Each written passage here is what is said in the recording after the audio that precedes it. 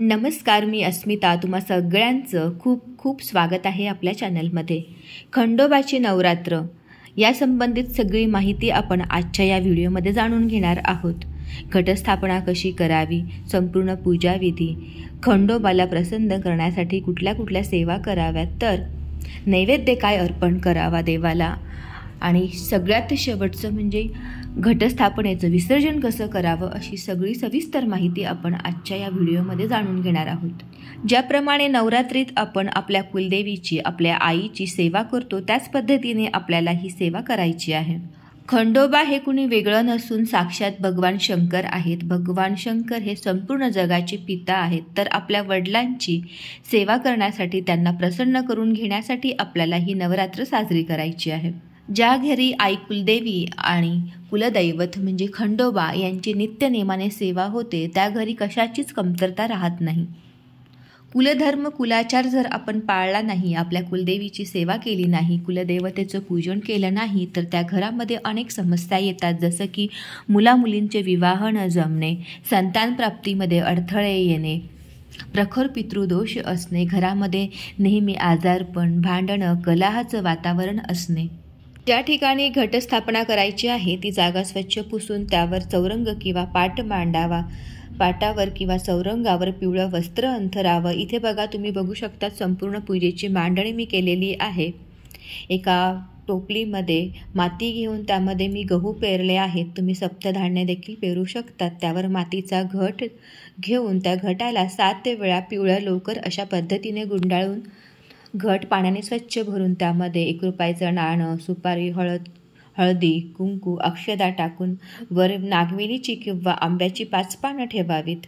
घटाच्या बाजूला एक मोठा दिवा घ्यावा तुम्ही, मातीचा किंवा पितळाचा किंवा तुमच्याकडे जोही दिवा असेल मोठा, तो घेऊन आपल्याला तो 6 दिवस तेवत राहील अशा पद्धतीने त्यामध्ये तेल आणि मोठी वात घालून ठेवायची आहे. विड्याची 2 जोडपानं घेऊन त्यावर थोडेसे मी तांदूळ टाकले आहेत आणि तिथे आपण गणपती बाप्पाची स्थापना करणार आहोत.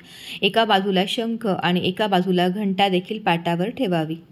खंडोबाला प्रसन्न करून घेण्यासाठी आपल्याला काही सेवा देखील करायच्या असतात, ज्यामध्ये मल्हारी कवच, मल्हारी अष्टक, मल्हारी मार्तंडांचा मंत्रजप तुम्ही करू शकतात किंवा मल्हारी स्तोत्र आहे ते तुम्ही वाचू शकतात.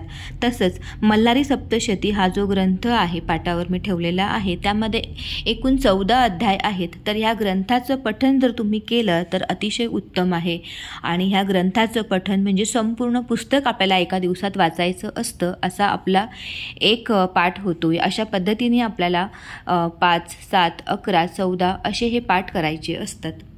पूजा चालू करण्याआधी आपल्याला आचमन करायचं आहे. आचमन हे आपल्या आत्मशुद्धीसाठी असतं. उजव्या हातामध्ये पळीभर पाणी घेऊन ओम केशवाय नमः, परत दुसऱ्यांदा पाणी घेऊन ओम माधवाय नमः, ओम नारायणाय नमः असं म्हणून ते पाणी प्यावं.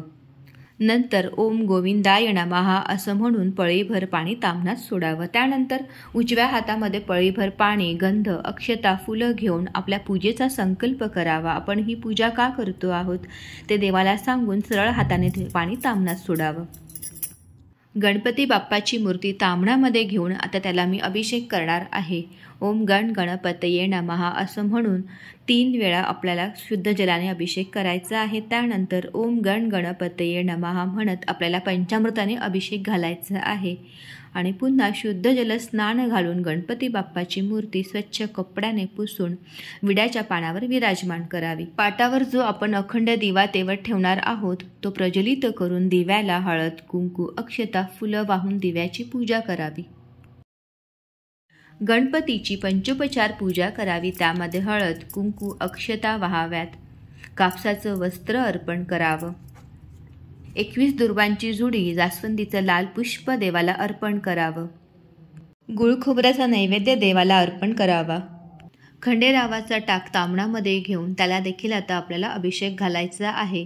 तुम्ही ते घालत असताना खंडेरावाचा मंत्र बोलू शकतात किंवा तुम्ही श्रीसूक्त, पुरुष सूक्ताचं पठण करू शकता. श्री मल्हारी मार्तंडाय नमः, श्री मल्हारी मार्तंडाय नमः. पंचामृताचा अभिषेक घातल्यानंतर खंडेरायाच्या मूर्तीला पुन्हा शुद्ध जलाने अभिषेक घालून मूर्ती स्वच्छ पुसून ती आपण तांदळावर विड्याच्या पानावर विराजमान करावी.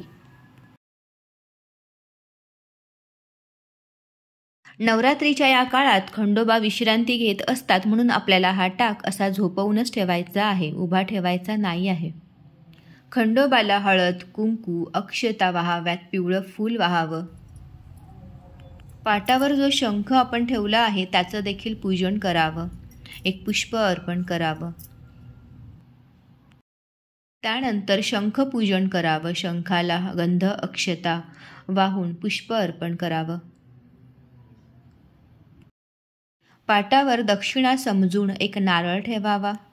कुठल्याही गोड पदार्थाचा नैवेद्य किंवा फळांचा नैवेद्य देवाला अर्पण करावा. खंडोबाला हळद अतिशय प्रिय आहे, त्याला भंडारा असंही म्हणतात, म्हणून भंडारा हा आपल्याला सकाळ संध्याकाळ त्या टाकावर व्हायचा आहे. घरातील कर्त्या पुरुषाने ही सेवा केली तर अतिशय उत्तम, पण त्यांना काही कारणास्तव जमत नसेल तर स्त्रिया देखील ही सेवा करू शकतात. मल्हारी सप्तशती हा दिव्य ग्रंथ आहे, याच्यामध्ये एकूण 14 अध्याय आहेत. याचं वाचन आपल्याला ह्या षडनवरात्रमध्ये नक्कीच करायचं आहे. यामध्ये सगळ्यात आधी श्री स्वामी स्तवन दिलेलं आहे ते वाचावं, त्यानंतर श्री मल्हारी कवच आहे ते वाचावं, त्यानंतर मल्हारी अष्टक आहे, मल्हारी मार्तंडांचा हा सगळ्यात प्रभावशाली मंत्र देखील या पुस्तकात दिलेला आहे. आणि त्यानंतर पहिला अध्याय चालू होतो. पहिला अध्याय तर असे 14 अध्याय एकूण आहेत. आपल्याला असे संपूर्ण पुस्तकच म्हणजे वाचायचं असतं. आणि त्यानंतर क्षमामापन स्तोत्र आहे ते म्हणायचं आणि नंतर खंडेरायाची आरती म्हणावी. संपूर्ण नवरात्रीच्या ह्या 6 दिवसाच्या काळामध्ये आपल्याला दररोज घटाची पूजा करायची आहे, भंडारा खंडेरावाला अर्पण करायचं आहे, सकाळ संध्याकाळ नैवेद्य दाखवायचं आहे. जेही जेवण तुमच्या घरामध्ये बनतं, मग ते साधं भाजी पोळीचं जरी असेल ते आपल्याला ह्या घटाला दाखवायचं आहे.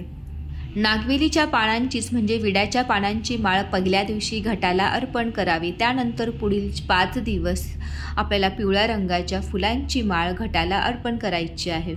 चंपाषष्ठीच्या दिवशी काय नैवेद्य दाखवायचा, तर बघा त्या दिवशी आपल्याला नेहमीप्रमाणे सगळी पूजा झाल्यानंतर बाजरीची भाकरी आणि नवीन वांग्याचं भरीत, त्यामध्ये पातीचा कांदा आणि लसूण घालून हे भरीत भाकरीचा नैवेद्य आपल्याला दाखवायचा असतो. बऱ्याच ठिकाणी पुरणपोळीचा नैवेद्य देखील दाखवला जातो. नैवेद्य अर्पण केल्यानंतर घरातील पुरुष मंडळींनी तळी भरायची असते. तळी कशी भरावी याचा व्हिडिओ देखील मी लवकरच तुमच्या सगळ्यांसोबत शेअर करणारच आहे.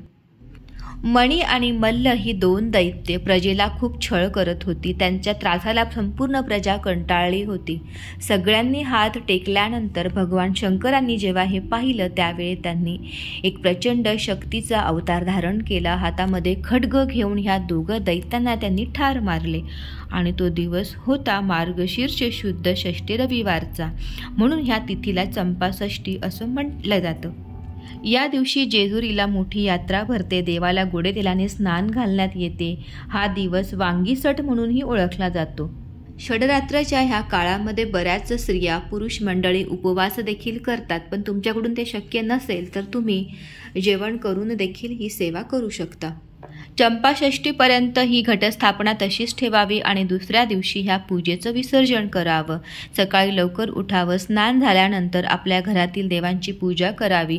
खंडेरायाच्या टाकाला थोडासा भंडारा अर्पण करावा, खंडेरायाची आरती करावी आणि त्यानंतर घट हा हलवावा. घट हलवल्यानंतर खंडेरावाचा टाक हा उचलून घ्यावा आणि त्यावरील ती जी हळद आहे ती एका डब्बीमध्ये भरून ठेवावी. जेव्हाही तुम्ही महत्त्वाच्या कामाला बाहेर निघाल त्यावेळी कपाळाला ती हळद तुम्ही लावावी. घटातील पाणी आपल्या घरातील 4ही कोपऱ्यांमध्ये शिंपडावं आणि त्यानंतर उरलेलं पाणी आपल्या कुंडीतील झाडांना टाकावं. जेही धान्य आहे म्हणजे जेही घटी आपण बसवलेली होती तर जेही धान्य त्यामध्ये उगवलेलं असेल ते पाण्यामध्ये आपण विसर्जन करावं. पाटावर दक्षिणा समजून जे नारळ आपण ठेवलं होतं त्याला आपण पाण्यामध्ये देखील विसर्जन करू शकतो किंवा तुमची इच्छा असेल तर ते नारळ तुम्ही वाढवू देखील शकता, म्हणजे नारळ फोडून त्याचा प्रसाद संपूर्ण कुटुंबाने खाल्ला तरीही चालू शकतं. तुमच्या घरी खंडोबाचा टाक नसेल, मूर्ती नसेल तर आपल्या देवघरामध्ये महादेवाची पिंड असते, त्या पिंडीवर देखील तुम्ही ही सेवा केली तरीही चालू शकतं. आजच्या या व्हिडिओमध्ये खंडोबाच्या नवरात्र संबंधित सगळी माहिती जीही मला होती मी तुम्हाला देण्याचा प्रयत्न केलेला आहे। या व्हिडिओमधली माहिती तुम्हाला आवडली असेल तर व्हिडिओला एक लाईक करा, जास्तीत जास्त तुमच्या मित्रमैत्रिणींमध्ये शेअर करा म्हणजे सगळ्यांना याचा फायदा होईल। आणि चॅनलवर जर तुम्ही नवीन असाल तर असेच आध्यात्मिक व्हिडिओ पाहण्यासाठी चॅनलला सबस्क्राईब अवश्य करा। बाजूला जे बेल आयकॉन आहे ते देखील प्रेस करा म्हणजे माझे जेही नवीन व्हिडिओ येतील त्याचे नोटिफिकेशन सगळ्यात आधी तुम्हाला तुमच्या मोबाईलवर मिळतील। धन्यवाद।